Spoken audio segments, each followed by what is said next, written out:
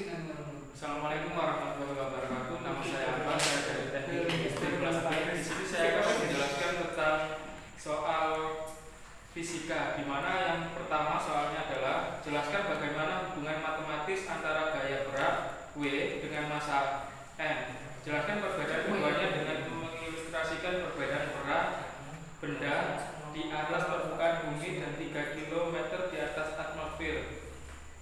Massa adalah ukuran inersia suatu benda. Makin besar massa yang dimiliki oleh suatu benda, maka makin sulit merubah gaya geraknya. Lebih sulit menggerakkannya dari keadaan diam atau memberhentikannya pada waktu sedang bergerak. Bahkan sulit merubah gerakannya untuk keluar dari lintasannya yang lurus. Misalnya sebuah truk akan memiliki inersia yang lebih besar jika dibandingkan dengan sebuah mobil sedan. Dan truk itu lebih sulit untuk dipercepat ataupun diperlambat gerakannya. Dalam satuan SI, satuan massa adalah kilogram. Kemudian yang nomor 2, jelaskan bagaimana sistem kerja sonar navigasi dan minim dalam menentukan kedalaman laut. Sonar atau sonar navigation and reading adalah sistem perangkat untuk mendeteksi dan menentukan jarak benda yang ada di laut. Oleh karena itu, gelombang suara yang lain tidak bisa merambat jatuh di dalam air. Sedangkan gelombang suara ultrasonik ini memiliki kemampuan untuk merambat dalam jarak yang jauh.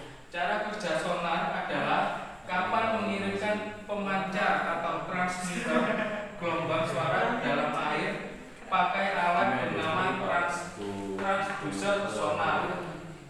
Sedangkan transducer sonar yang mengubah sinyal listrik jadi gelombang suara di dalam laut. Setelah itu, gelombang suara merambat di air dan nanti akan mengenai objek sasarannya atau dasar laut. Dengan begitu akan menghasilkan efek gema atau echo.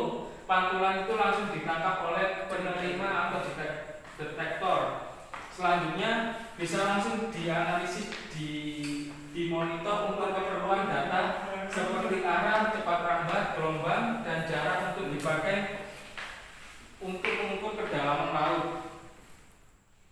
Selanjutnya yang nomor 3, jelaskan dengan contoh perbedaan rangkaian hambatan seri dan paralel. Rangkaian seri adalah rangkaian listrik yang sederhana yang tidak memiliki cabang dalam susunannya. Kemudian yang rangkaian listrik paralel adalah rangkaian listrik yang tersusun bercabang. Rangkaian listrik ini sering digunakan di kehidupan sehari-hari. Rangkaian listrik ini lebih rumit dibandingkan dengan rangkaian listrik seri. Perbedaannya adalah yang pertama, cara pemasangan untuk rangkaian seri lebih mudah dibandingkan dengan rangkaian paralel. Yang kedua, kabel yang disusun untuk rangkaian seri lebih sedikit dibandingkan dengan rangkaian paralel. Yang ketiga, rangkaian seri memiliki satu jalur untuk dilalui arus listrik, sedangkan rangkaian paralel lebih dari satu, tergantung dari pembuatannya. Yang keempat, hambatan total rangkaian seri lebih besar dari rangkaian paralel. Yang kelima, tegangan yang dimiliki setiap komponen rangkaian seri berbeda-beda. Untuk yang rangkaian paralel sama. Yang keenam, rangkaian seri setiap komponen yang terpasang dilalui arus yang sama, sedangkan rangkaian paralel berbeda. Yang ketujuh, rangkaian seri mudah perawatannya dibandingkan dengan rangkaian paralel. Yang kedelapan, rangkaian seri membutuhkan biaya murah dibandingkan rangkaian paralel.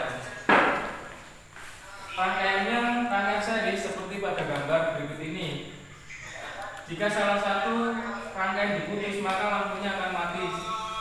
Kemudian yang paralel, jika salah satu rangkaian yang diputus, lampu yang lain tetap menyala. Sekarang yang nomor 4, jelaskan bagaimana penerapan induksi elektromagnetik pada transformator dan generator. Yang pertama, induksi elektromagnetik adalah peristiwa timbulnya arus listrik akibat adanya perubahan flux magnetik. Flux magnetik adalah banyaknya garis gaya magnetik yang menembus suatu bidang. Sedangkan generator adalah alat untuk mengubah energi mekanik menjadi energi listrik. Generator ada dua, yaitu generator arus searah atau DC, yang kedua dinamo, dan generator arus bolak-balik atau disebut dengan AC. Transformator atau trafo merupakan alat untuk mengubah, memperbesar atau memperkecil tegangan AC berdasarkan prinsip induksi.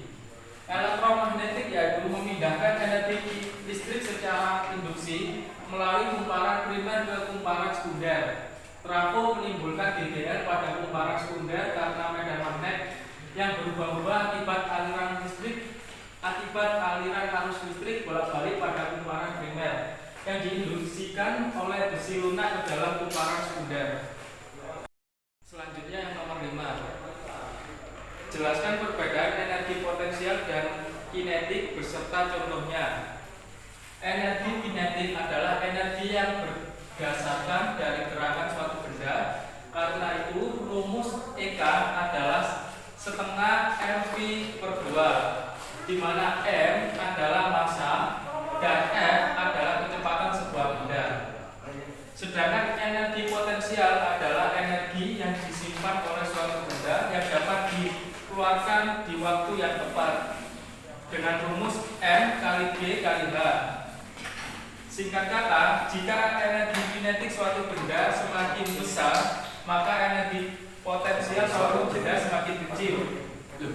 Berlaku sebaliknya, karena itu dibuat rumus seperti EM sama dengan EP plus EK, di mana energi mekanik konstan. Contoh dari energi kinetik adalah energi gerak. Sekian dari presentasi saya. Assalamualaikum warahmatullahi wabarakatuh.